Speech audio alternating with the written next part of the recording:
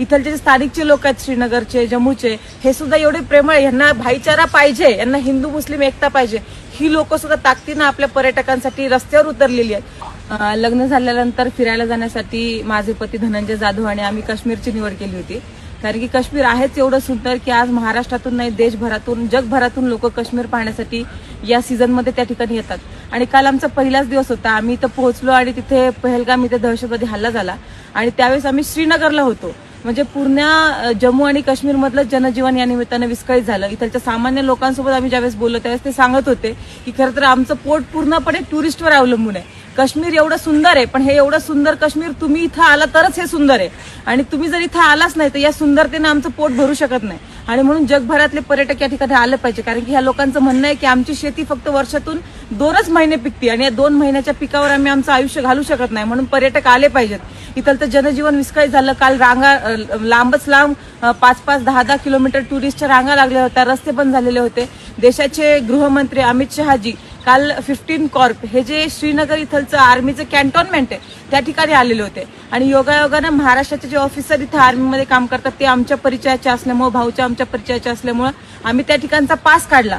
कारण की कॅन्टोन्मेंटमध्येच ह्या सगळ्या डेड बॉडीज येत होत्या आणि कॅन्टोन्मेंटमध्येच जे घायाळ लोक त्या निमित्तानं त्या ठिकाणी होत होते ते सुद्धा त्यांना तिथंच आणलं जात होतं.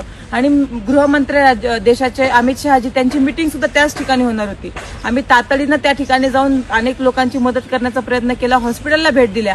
त्याचबरोबर राज्याचे मुख्यमंत्री आदरणीय देवेंद्र फडणवीस साहेब यांच्यासोबत सुद्धा भाऊ संपर्कात आहे आणि सगळ्या शासनासोबत महाराष्ट्रामध्ये जी लोक या ठिकाणी आहेत त्यांना मदत करण्याचा आम्ही प्रयत्न करतोय. फक्त महाराष्ट्रातल्या जनतेला एवढं सांगायचं की पॅनिक होता कामा नये. आपण ज्या ठिकाणी आपण आहोत त्या ठिकाणी आपण थांबलं पाहिजे, सुरक्षित राहिलं पाहिजे.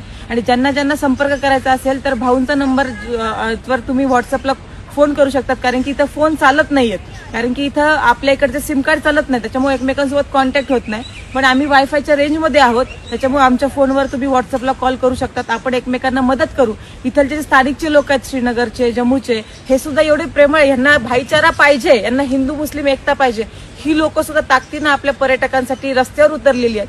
अनेक वेळा ते म्हणतात आम्ही तुमच्यासाठी जीव देऊ, पण पर्यटकांवर आमचं पोट आहे, आम्ही तुम्हाला सुखरूप पाठवू.